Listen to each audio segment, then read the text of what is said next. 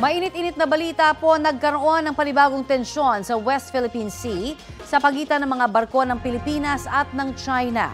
Sa isang tweet, sinabi ni Philippine Coast Guard spokesperson for West Philippine Sea, Commodore J. Tariela, na tinarget ng water cannon ng China ang MRRV 4406 o yung BRP Suluan.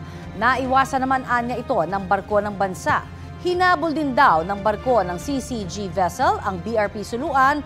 Nagsagawa ito ng mapanganib na maneuver na nagresulta sa banggaan ng CCG vessel at isang China Navy vessel. Dahil sa pinsala, unseaworthy na anya ngayon ang CCG vessel. Kumukuha pa tayo ng updates at ihahatid natin yan agad sa inyo dito sa Balitang Hali.